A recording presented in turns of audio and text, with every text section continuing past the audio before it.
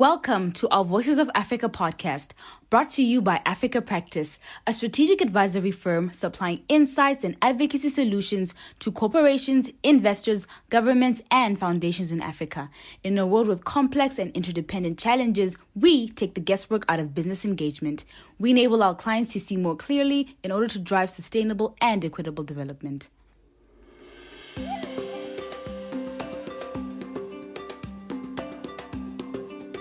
Hello and welcome to this edition of Voices of Africa. As part of our effort to bring you the voices and lived experiences of some of Africa's change makers, we're joined today by Salimatou. Salimatou Diallo is the managing partner of ADNA, a legal practice that she co-founded with offices in Abidjan, in Conakry, in Algiers and Casablanca. I think you're speaking to us today from Dakar in Senegal. Salimatou, welcome to this edition of Voices of Africa. Thank you, Marcus. Very happy to be with you today. And thanks for offering me this opportunity. I've been looking forward to speaking to you for a few weeks since we scheduled this. Tell us about your background and what has inspired you to found ADNA, your legal practice. Tell us a bit about the work that you're doing there and some of your ambitions. So as you said, I'm Salimatou Diallo. I'm 41 years old. I'm the founding partner of ADNA, who is an independent law firm based in 4 countries, as you just mentioned. I'm a lawyer specializing in project financing more specifically, and I work in this field since 2005. I've been working in France for quite a number of years before setting up my own firm in Guinea, and I think we'll talk about it a bit later. ADNA came from a very, very old discussion that I've been having with my partners, Foued Bourhabia, who is in Algiers, Safia Fassiferi, who was in Casablanca, and Sydney Domoro, who's based in Abidjan. We've known each other for a number of years, most of us for more than 15 years. We went to college together. Some of us shared the same offices in law firms in France as trainees and then as junior associates. So it's a very long-standing relationship. And we always had this ambition to go back to our country and to have our own firm. So each of us went back to his own country, set up his firm. And when we started to engage into discussions about the challenges that we were facing by having our own firms in each different countries, we realized that there was an opportunity on the market to actually work together more closely. And 3 of the firms initially joined the ILN in 2017 when we were each independent. And then after a number of years, we realized that we wanted to go further in terms of integration, and we decided to merge our existing firms into ADNA. So ADNA was launched in June 2021, and we're very much excited by this new firm. It's going to be a very challenging journey, but we are very excited about it. And we think there's a lot to do on the continent today, and there's a lot of opportunity for a firm like ours. Congratulations. So founded really just a few months ago. You referred there to some of the challenges that you're expecting. Can you tell us a little bit more about those challenges? What do you expect them to be?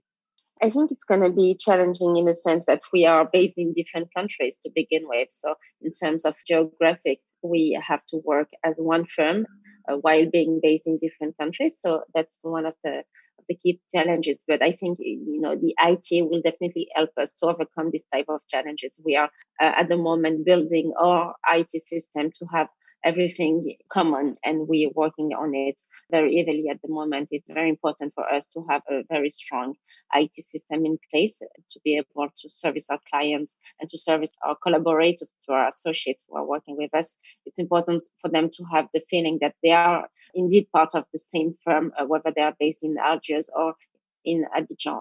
Also, we are working in different political, economical environments. Each office has its own challenges in its own country. So it's also something that we have to take into account when we work on different matters.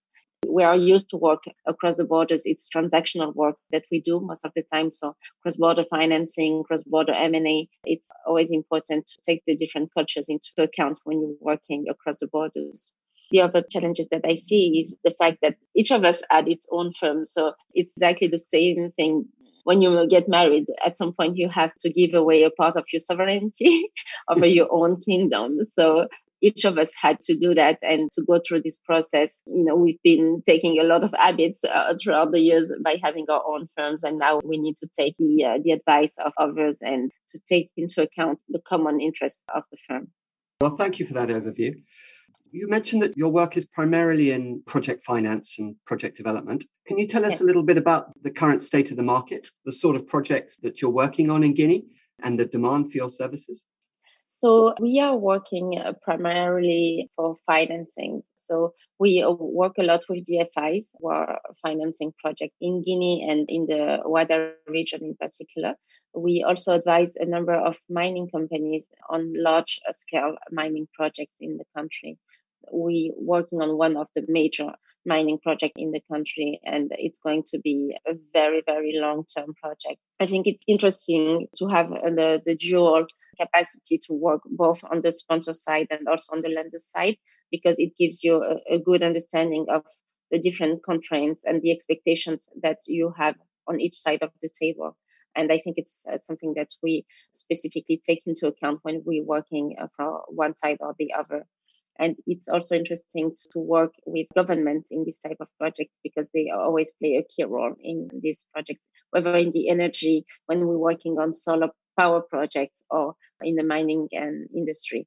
But we also do some corporate M&A work in the region. And this is something which is booming because of the sophistication of the market, that we can see more and more big corporate firms in the region. In particular, I would say in Abidjan rather than in Guinea. And those domestic firms now require legal services, sophisticated legal services. That's interesting to hear you talk to the M&A market and your observation or lived experience that there's more M&A transactions happening within the region. Tell us a little bit more. Which sectors are those occurring in, and who's involved in some of these transactions? Are they being led by regional teams, perhaps based in one of the capitals in the region, or are they being led by teams based in Europe or further afield? It actually depends. It depends on the size of the economy. So the M&A was still very shy in Francophone West Africa for the past few years. But you can see that in markets very sophisticated like Morocco or Algeria, there have been a lot of M&A transactions. I'm not an M&A lawyer myself, but what I hear from my colleague is that they do a lot in the real estate and also in consumer goods, also in industries. That's why you can see a lot of M&A transactions. Logistics as well, quite important in these sectors. So I would say that depending on the size of the economy in each country, you can see more and more M&A transactions coming. In Guinea, it's still very shy, and it's more in the banking and insurance sector. So very heavily regulated transactions. That's what we've seen in our countries. Perhaps I could focus you on sectors and the geography in which you're most familiar and you do most work. You mentioned energy and mining. You introduced us to a big mining project that you're working on in Guinea that'll take several years to develop. What's the state of the market there? I know that Guinea is now, I think, the biggest bauxite exporter globally. So you've clearly got a very strong bauxite sector. I know that you've got big iron ore reserves and other minerals too. So there's a lot of global mining activity taking place in Guinea. You're involved in supporting some of those operators and providing the finance for some of those projects in the way that you mentioned. I've heard reference in the past to the transformative potential of Guinean minerals, meaning such is the richness of your mineral wealth that it really could be transformative in terms of growing the economy and addressing poverty in Guinea. For too long, I think too many people have been disappointed by the inability to really capture that potential for the benefit of Guinean society at large. What's your observation there and your lived experience of working in the sector? Yes, I mean, Guinea is always a very interesting case study. As you pointed out, we are a very rich natural resource country, so we could have expected to be a very developed country. So there is always this curse when you have a lot of natural resources. I think Guinea is not the only example in this respect. The DRC is also a very good sad example of that situation. Having said that, I think since I set up my firm in Guinea in 2013, I've seen a lot of progress and a lot of cleaning of the sector, if I may say. I think the government and the international institutions have done a very good job at really bringing more transparency into the sector and we can see it on the ground. I'm more involved on the sponsor side, and it's always difficult to move projects forward in Guinea, but we've also seen a lot of progress because, some project financing, which were not possible a few years ago, closed. And I think that it's a good sign for the market. The key challenge, I would say, in this sector is the infrastructure, the lack of infrastructure. And I know that both the government and the sponsor are very conscious of that challenges. And we are working on a number of mutualization projects for the infrastructure to evacuate the minerals, either bauxite or iron. And it's really one of the key challenges, I would say, to the development and to be able to leverage the different large-scale projects in the country at the moment. Thank you. Earlier, when we were speaking, you mentioned that in building your own practice across the 4 markets in which you operate across the region, you had as partners to give up certain amounts of sovereignty to one another. As you were saying that, it occurred to me that indeed that is a lesson that some of the politicians and political leaders within the region could probably pick up a tip or two from the way you approach that. I'm thinking specifically in relation to some of those bauxite and iron ore deposits that you referred to, that actually the economics of them only really work when you consider transboundary export solutions. I know that there was a joint commission recently between Guinea and Liberia looking at export routes from Guinea through Liberia to Buchanan, I think it is, around the Nimba site. Can you tell us a little bit about how you see cooperation and collaboration evolving in the region based on your particular vantage point working across the region as you do? I think it's still a very, very difficult issue, and it's not necessarily an area where we've seen a lot of progress. You mentioned this cooperation between Liberia and Guinea, but the project has been there for years and years and years. And as you know, it's been very difficult to reach any agreement on the evacuation of the minerals. It may make sense from an economic perspective, but politics is key in type of issues. So I wouldn't say I'm pessimistic, but I would say it's very difficult. We have similar issues in terms of power. In Guinea, we are able to feed power to a number of countries in the region because of our very important hydropower supply capacity. But it's still difficult to reach agreements with neighboring countries in order to be able to sign offtake agreements. So I would say that regional cooperation is still a concept. Thank you. And you've brought me onto a subject that I was really keen to speak to you about, and that's sovereign and political risk, and understanding a little bit better how the skills and services and advice that you give to your clients, to project sponsors, project financiers, really helps to mitigate and manage sovereign and political risk in particular.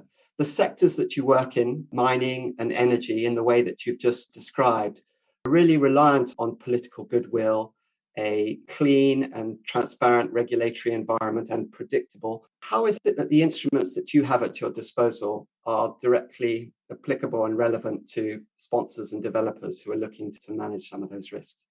I've always been very interested in geopolitics and diplomacy, and actually wanted to be a diplomat when I was younger.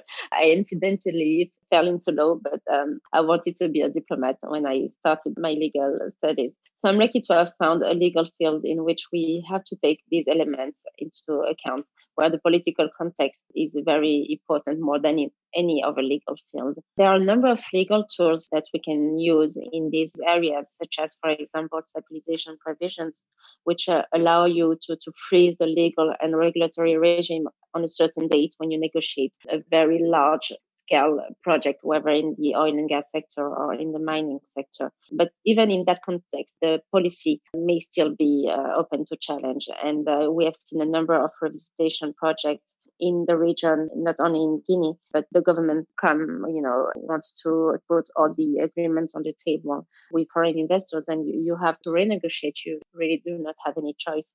But I think the fact that we have very good relationship both with the government and also with our clients gives us a very good understanding of what each side of the table is looking for. We are able to understand the expectation of the government, of the public side, and also of our clients. And I think also each partner with ADNA have this multicultural approach we are African, but we also have a very good understanding of the Western culture and the Western skills that are required in some of these projects. We are able to understand both sides, as I said, and to be able to bridge the gap during very tense negotiations. I personally experienced that several times, where you are in the negotiation rooms and everything gets stuck because you are in the middle and you're able to make a joke to the other side and the other side personally. Sometimes it helps to achieve some negotiations objectives.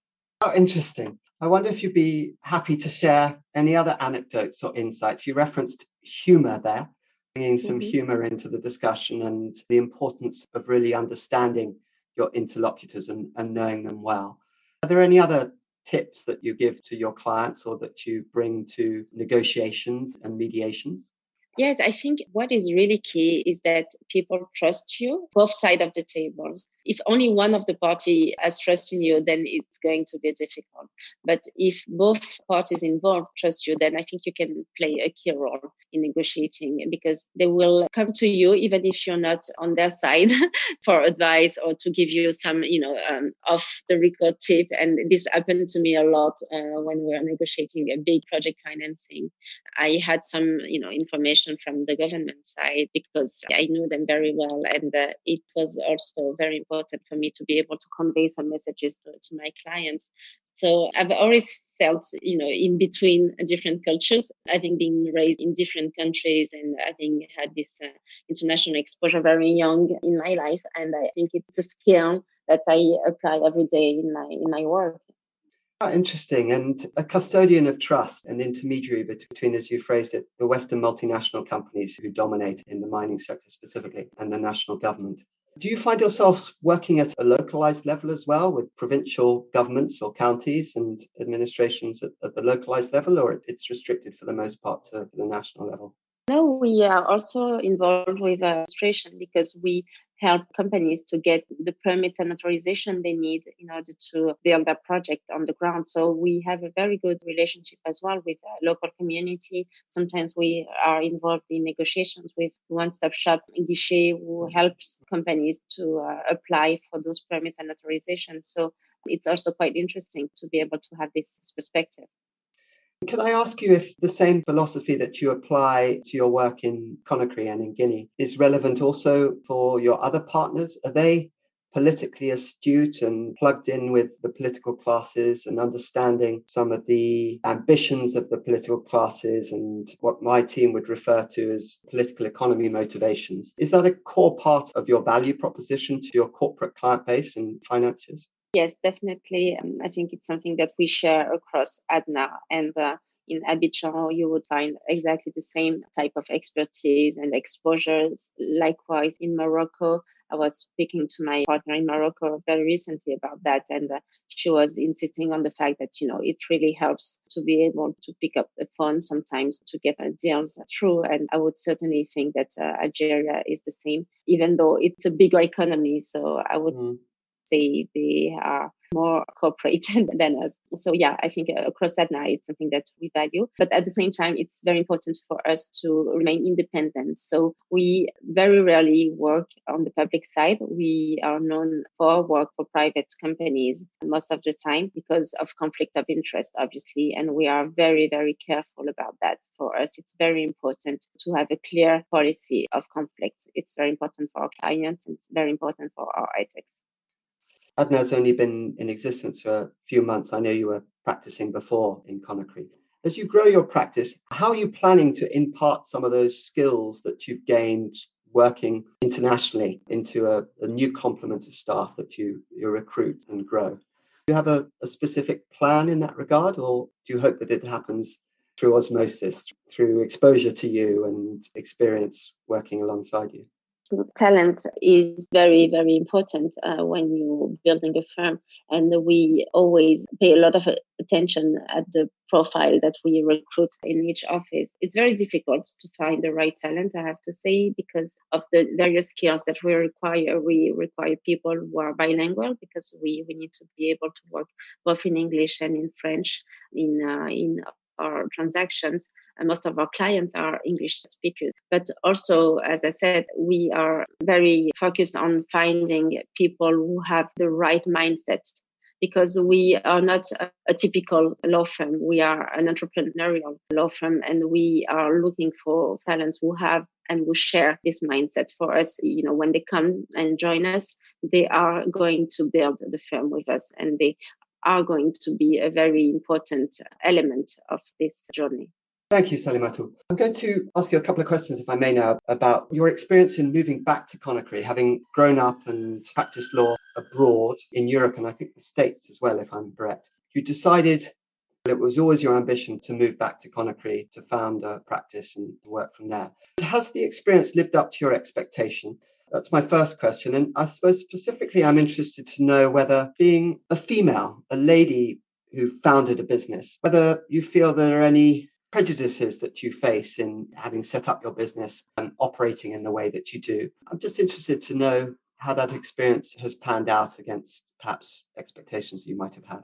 Yes. So I have to tell you something. I didn't go back to Guinea. I went to Guinea because I never lived in Guinea before 2013. My parents had left the country 40 years before. And for me, it was really arriving in a new country, even if it was my parents' country. So it's not exactly the same story as the typical repat, who was born and raised in a specific country. Go to college somewhere and then decide to go back home. So my story is a little bit different in that respect. I was discovering the country in 2013, but I always felt very close to Guinea. My parents were always very keen to teach us the language of our tribe. I speak Fulani, and I'm very proud and happy to be able to communicate with my people when I'm in Guinea, although it's not the only language of the country, obviously. So it's a very good pride for me to have been raised in the country. So I was born and raised in different countries. I was born in Ivory Coast, in Abidjan. Then lived in Algeria when I was younger, then moved to France. I lived in Chartres, very to Paris, then in the Comoros, in the Indian Ocean, and then went back to Paris to go to college, and finally in the US when I was in Washington, D.C. at American University. So all these experiences taught me that you can move to any country and feel at ease. Going back to Guinea was very interesting and very emotional for me. I remember when I called my dad to tell him that I was going back to Guinea, he was very proud, but at the same time, he was very scared. And I remember my friends were telling me that I would not survive 6 months in the country. But I ended up settling well, and I was very, very happy to be able to know my country better, to be close to my grandparents who now passed away. And from a cultural perspective, I think I always felt very Guinean and also at the same time very French. So I would say I'm a mix of both cultures. And it's the same for most of my partners in Nigeria, Morocco, or Ivory Coast. We have this common background, and I think it makes a difference in the way we also run our firm today. I was quite welcome in the country. I didn't feel that I was a stranger. I felt very welcome. And even though sometimes there were some cultural gaps in terms of the expectations or the social pressure sometimes that you can feel when you are a woman living in Africa, I think all in all, it was a very positive experience. And I never felt that I wanted to go back to Europe. Yes, I don't know if you know this, but for about 7 years, I traveled to Conakry every 4 to 6 weeks. Yes, I have a lovely experience of spending time in Conakry. I didn't get to see much more of the country, but I have a friend who, in fact, walked across Guinea. He's an editor now, but at the time he was a correspondent for the Financial Times. And he's always been imploring me to follow in his footsteps and make that journey. Interesting. Yes, your countryside is beautiful. Amazing. Yes. Tell us a little bit more for those in our audience who haven't visited Guinea. What makes the place so special? I would say the people are special. They are warm. I think they are very happy to have foreigners visiting. Because the country has been closed for so long. It's a special country compared to other countries in the region. And I think Guinea is special in the region in that sense, because in other regions you can still feel a lot of the French influence because they have remained open, I would say.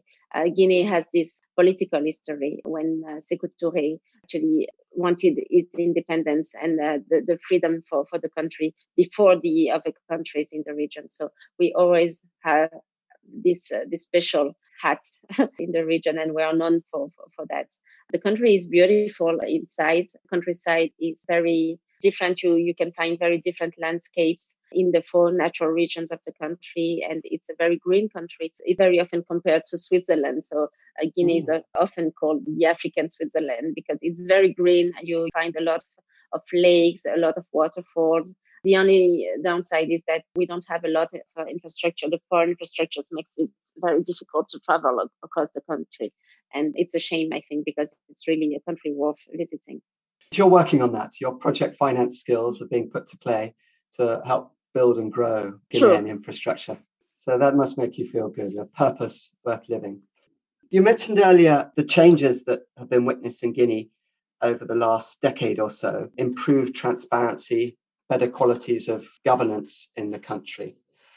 I hesitate to say from a relatively low base under successive, there was a military junta for a period, and before that, a quite autocratic leadership.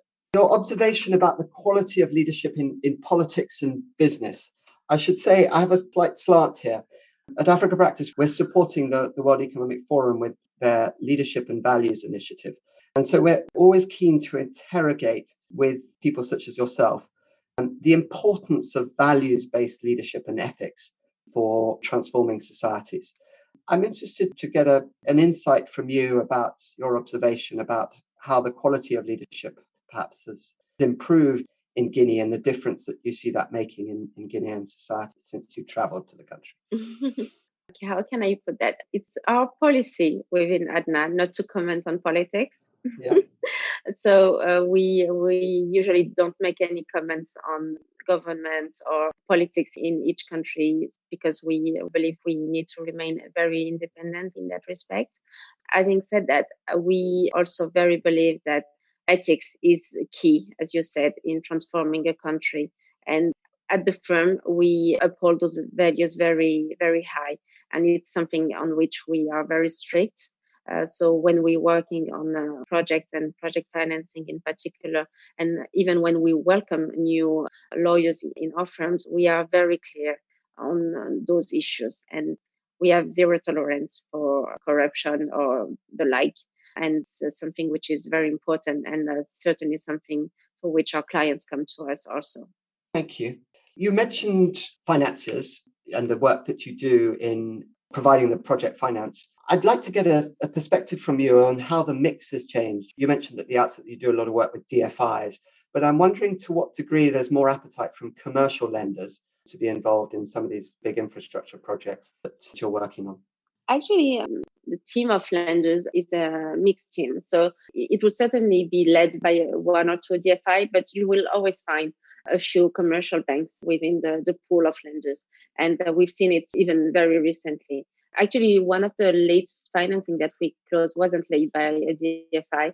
It was a purely commercial lenders financing. So commercial lenders are looking at our markets and they still have some appetite for the risk in our jurisdiction. We work a lot for US DFIs, but also principally with European DFIs. And we also work a lot with China. We have advised China Exim Bank on one of the largest power project financing in the country. So we work for lenders and DFIs across the globe, yes.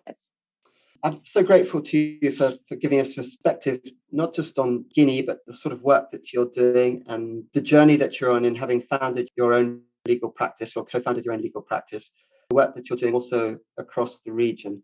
I've got one last question for you, if I may. I asked this to a number of our voices of Africa. What are you reading at the moment? I'm reading a book that I really like, which is The Power of Now by Eckhart Tolle.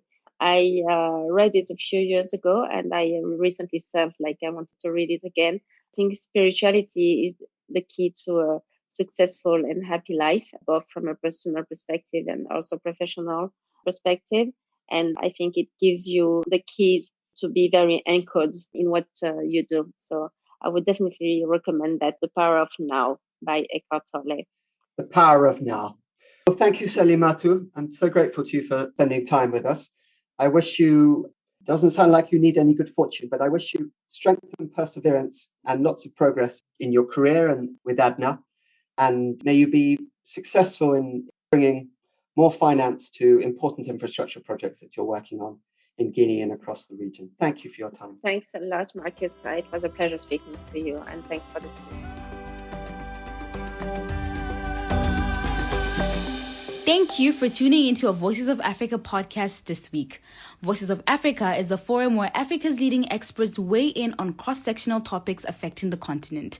Experts share their views on how we can unlock greater value that will benefit industry, government, and communities. For more of our insights, visit our website or subscribe to our weekly newsletter, Views on Africa, in the description.